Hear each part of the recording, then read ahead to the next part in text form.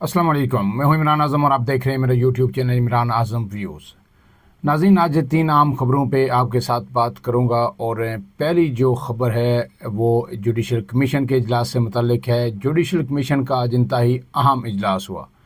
उससे पहले आपको पता है कि मैंने अपने गुज़श्ता व्लॉग में आपको बताया था कि इस्लामाबाद में मुल्क भर से आई वकला बरादरी ने भरपूर प्रोटेस्ट किया, एहतजाज किया। उससे पहले खतूत भी लिखे गए, हाई कोर्ट के जजेस की जानिब से लिखे गए, सुप्रीम कोर्ट के 4 सीनियर जजेस की जानिब से लिखे गए, लेकिन किसी भी एहतजाज की कोई वक़्त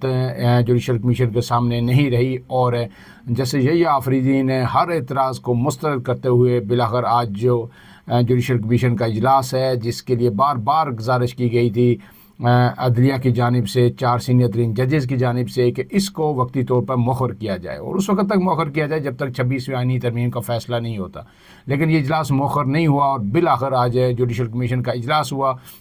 और उसमें 7 नए जजेस सुप्रीम कोर्ट में तैनात करने की मंजूरी दे दी गई। इसमें 6 मुस्तकिल जजेस होंगे और एक एक्टिंग जज होंगे। अब इसमें 2 जजेस जो है इस्लामाबाद हाई कोर्ट से लिए गए हैं। Chief justice Islamabad high court,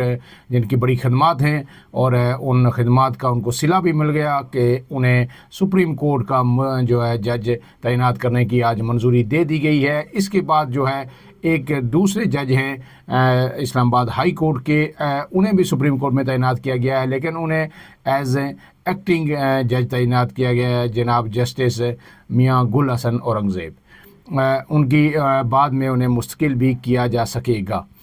अब 8 जजेस के लिए तैनाती के लिए बेसिकली ये इजलास हुआ, लेकिन इस इजलास में जो जुडिशल कमीशन है 13 रुकनी, उसके सिर्फ 9 अरकान ने शिरकत की। 4 अरकान जो थे उन्होंने इसका बाइकाट कर दिया और उसमें 2 सुप्रीम कोर्ट के सीनियर तरीन जज जस्टिस मंसूर अली शाह और जस्टिस मुनीब अख्तर, इन दोनों ने आज के इजलास का बाइकाट किया। उन्होंने कहा, अपने ख़त का हवाला दिया कि हम आपको एक ख़त लिख चुके हैं जनाब चीफ जस्टिस साहब, और हम आपसे ये दरख्वास्त कर चुके हैं कि आप ये इजलास 10 तारीख को मौखर करें और जब तक 26वीं आईनी तरमीम का फ़ैसला नहीं हो जाता कि उस पर फुल कोर्ट बनेगा या नहीं बनेगा, उसके बाद आप फिर इनका फ़ैसला करें सुप्रीम कोर्ट के नए जजेस का।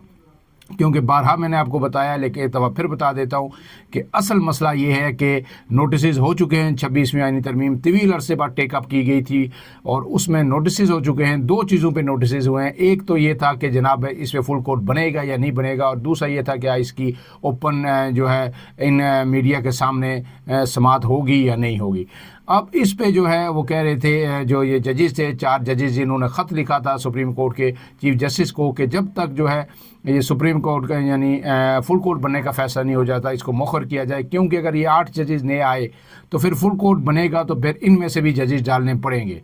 लेकिन उसको आज तमाम जो एतराज़ात हैं उन्हें रद्द कर दिया गया। जहाँ इन 2 जजेस ने बाइकाट किया, वहीं जो बैरिस्टर गौर थे और बैरिस्टर अली ज़फ़र थे जो अपोजिशन की तरफ से जुडिशल कमीशन में थे, 13 रुकनी जुडिशल कमीशन में, उन्होंने भी बाइकाट किया और फिर पीछे रह गया सिर्फ 9 रुकनी जुडिशल कमीशन। उसके बावजूद ये इजलास जारी रहा और फिर 7 जो है जजेस का फ़ैसला कर दिया गया। और जो अलामिया है वो मुसर आपके सामने रख देता हूँ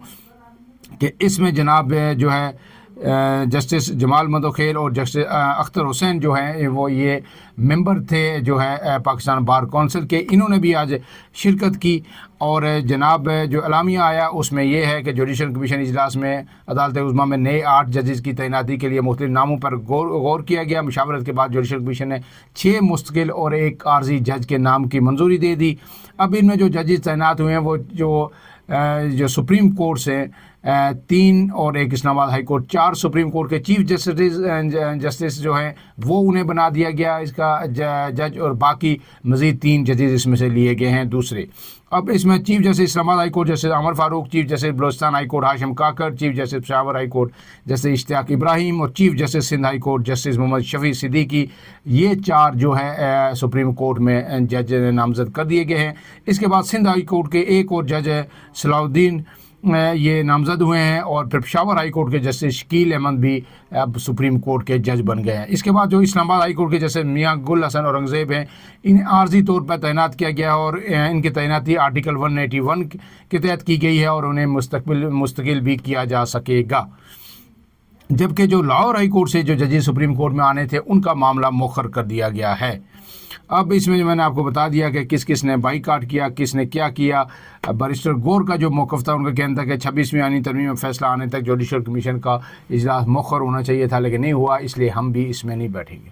اب اس سب میں جو ہے سوال ایک میرے ذہن میں آیا کہ پھر اگر اس طرح سب کچھ اتنے آرام سے آئینی اور قانونی طور پہ ہو سکتا ہے، کیونکہ آپ کو پتہ ہے کہ جسٹس محمد علی مظہر نے بھی ایک نوٹ جو اپنا جاری کیا ہے 2 دن پہلے اسی کیسز میں، اور انہوں نے یہ کہا ہے کہ چونکہ 26ویں آئینی ترمیم موجود ہے، جب تک یہ 26ویں آئینی ترمیم موجود ہے تو آئینی بینچ کو اختیارات حاصل ہے کہ وہی بینچ بنائے اور وہی ہیئرنگ کرے، لہٰذا جو بھی آئینی معاملہ ہوگا، جو بھی آئینی معاملہ سپریم کورٹ میں آئے گا، جب تک اس آئینی 26ویں آئینی ترمیم موجود ہے وہ آئینی بینچ ہی دیکھے گا، تا وقت کہ سپریم کورٹ کا فل کورٹ بینچ جو ہے 26ویں آئینی ترمیم کو قرارداد نہ قرار دے، یا پھر پارلیمان اس میں کوئی ترمیم نہ کر لے یا اسے واپس نہ لے لے۔ آئینی طور پر، قانونی طور پر ان کی بات لاجیکل ہے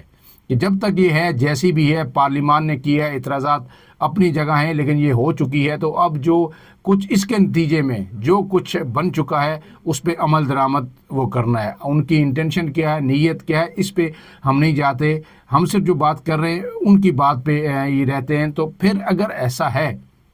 تو سوال یہ پیدا ہوتا ہے کہ جنرل مشرف کو کیا ضرورت تھی LFO کے ججز لگانے کی، لیگل فریم ورک آرڈر انہوں نے لایا اور پھر ایسی بدنامی اپنے سر لی کہ LFO ججز، وہ جسٹس عبدالحمید ڈوگر، پھر ڈوگر کورٹس بھی ان کا نام دیا گیا۔ تو میرے خیال میں آج اگر جنرل مشرف زندہ ہوتے اور وہ یہ سب کچھ دیکھ رہے ہوتے تو پھر انہیں اپنی معصومیت پہ، اپنی سادگی پہ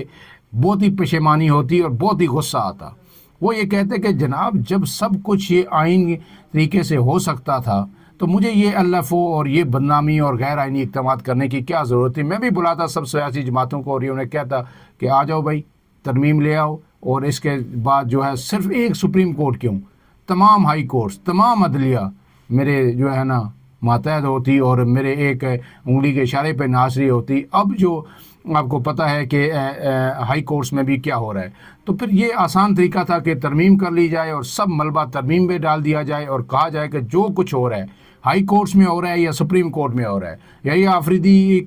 بھی اسی آئینی ترمیم کا سہارا لے رہے ہیں جی کہ آئین میں یہ لکھا ہے اور پارلیمان نے یہ کی ہے، پارلیمان مقدم ہے، اور اسلام آباد ہائی کورٹ میں جیسے عمر فاروق بھی ان چیزوں کا سہارا لے رہے ہیں۔ تو جب سب کچھ آئین کے اندر ہو رہا ہے، حکومت بھی کہتی ہے بھائی 26ویں آئینی ترمیم پارلیمان نے کی ہے، متفقہ طور پہ کی ہے، بھاری اکثریت سے کی ہے، تو اس کے بعد تو ہم کوئی غیر آئینی کام نہیں کرے، جو کچھ ہے 26ویں آئینی ترمیم میں لکھا ہوا ہے وہی ہم کر رہے ہیں۔ مولانا فضل الرحمان بھی جو ہے نا حیران پشیمان باہر بیٹھ کے دیکھ رہے کہ میں نے جو ترمیم کروائی تھی وہ تو میں سوچ رہا تھا کہ کچھ بھی نہیں رہا، میں نے سانپ کا سر کچل دیا، لیکن اب انہیں نہیں پتا کہ سانپ جو ہے اژدہا بن چکا ہے اور وہ پورا منہ کھولے سارے نظام کو نگلنے کے لیے تیار ہے۔ اب اس کے بعد جو ہے دوسری جو آج خبر آئی وہ بھی بڑی اہم ہے کہ جناب جو ریپرزنٹیشن 5 ججز ہائی کورٹ کے تھے انہوں نے فائل کی تھی چیف جسٹس اسلام آباد ہائی کورٹ جیسے عمر فاروق کے سامنے، اسے یکسر مسترد کر دیا گیا ہے۔ اس میں یہ کہا گیا تھا کہ جناب جو سینئرٹی لسٹ آپ نے جاری کی ہے جو سرفراز ڈوگر کے آنے کے بعد اسلام آباد ہائی کورٹ میں، آپ کو پتہ 3 ہائی کورٹ سے 3 ججز اسلام آباد ہائی کورٹ میں آئے تھے، اور پھر بڑی جلدی میں اجرت میں جو ہے شاید انہیں جلدی تھی عمر فاروق صاحب کو سپریم کورٹ جانے کی، انہیں پتہ تھا، انہوں نے فوری طور پر پیچھے بھی بندوبست کیا، یا انہیں حکم ہوا کہ بھائی پیچھے بھی جج وہی ہوگا چیف جسٹس جو ہم چاہیں گے، تو انہوں نے پھر سینئرٹی لسٹ اثر نو مرتب کی اور سینئر ترین جج پیونی جج جو تھے جسٹس محسن اختر کیانی انہیں دوسرے نمبر پہ دھکیل دیا گیا، اور دوسرے جج جو لاہور ہائی کورٹ سے سرفراز ڈوگر صاحب آئے تھے ان کا حلف لیے بغیر انہیں سینئر ترین جج ڈکلیئر کر دیا، سینئر پیونی جج۔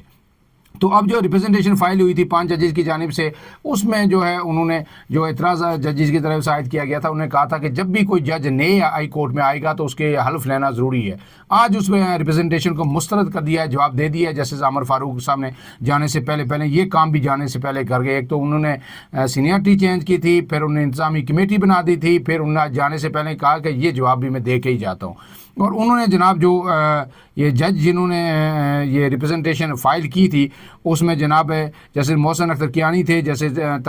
طارق جہانگیری تھے، جیسے بابر اسرار تھے، جیسے سردار اعجاز اسحاق تھے، اور جیسے سمر رفت کی ریپرزنٹیشن تھی، تو انہوں نے کہا کہ یہ مسترد کی جاتی ہے۔ عمر فاروق صاحب نے اب جو جواب لیا ہے، انہوں نے سینئرٹی لسٹ کو برقرار رکھتے ہوئے جواب دیا ہے۔ انہوں نے کہا ہے کہ جناب فیصلے کے تحت لاہور ہائی کورٹ سے ٹرانسفر ہو کر اسلام آباد ہائی کورٹ آنے والے جج جسٹس سرفراز ڈوگر سینئر پیونی جج برقرار رہیں گے۔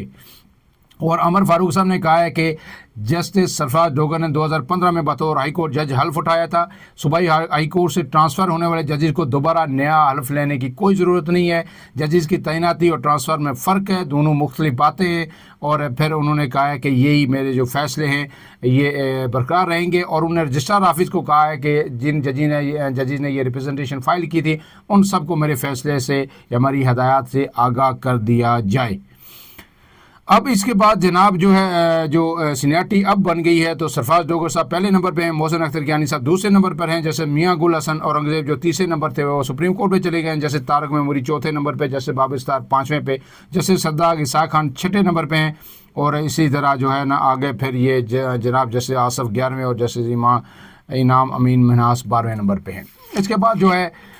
آخری خبر جو سب سے اہم خبر ہے وہ جناب یہ ہے عمران خان کے حوالے سے۔ سابق وزیر اعظم اڈیالہ جیل میں آج انہوں نے صحافیوں سے گفتگو کی ہے۔ ایک خبر پہلے یہ آئی تھی جناب، وہ بھی آپ سے شیئر کر دیتا ہوں کہ علیمہ خان نے یہ کہا تھا میڈیا سے گفتگو کرتے ہوئے کہ عمران خان آئندہ ہفتے ایک اور خط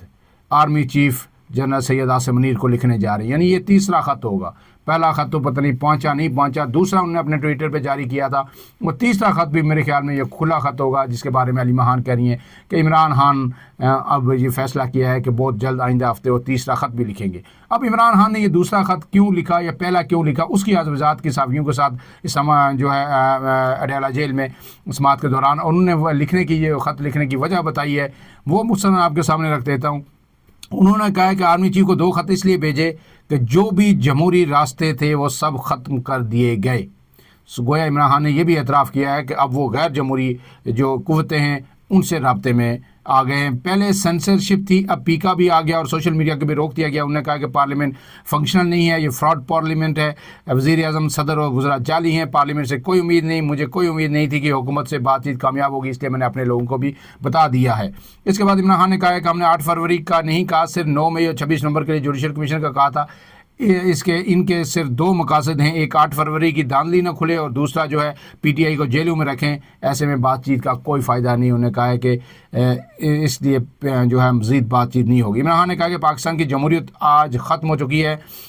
ورلڈ جسٹس پروجیکٹ کے رول آف لا انڈیکس میں پاکستان کا نمبر 142 میں سے 140واں نمبر ہے، یعنی جو پاکستان میں انصاف کا نظام ہے، عدالتی نظام ہے، اس میں جو 142 ممالک کو رینک کیا گیا ہے، اس میں پاکستان 140ویں نمبر پہ ہے، یعنی پاکستان سے نیچے 2 ہی ممالک کوئی ہیں۔ اور انہوں نے کہا کہ 26ویں آئینی ترمیم کے بعد عدلیہ کا قتل عام کر دیا گیا ہے۔ انہوں نے کہا کہ جیسے یحییٰ آفریدی کو کہنا چاہتا ہوں کہ قوم آپ کی طرف دیکھ رہی ہے، چیف جسٹس پاکستان کو قانون اور انصاف کے ساتھ کھڑا ہونے کی ضرورت ہے۔ اس وقت منافقت کی جمہوریت ہے اور تنقید کو غداری بنا دیا گیا ہے، میڈیا کنٹرول ہے، احتجاج اور جلسے بھی نہیں کرنے دیے جاتے۔ تو جو امیدیں عمران خان صاحب آپ نے لگائی ہیں جسٹس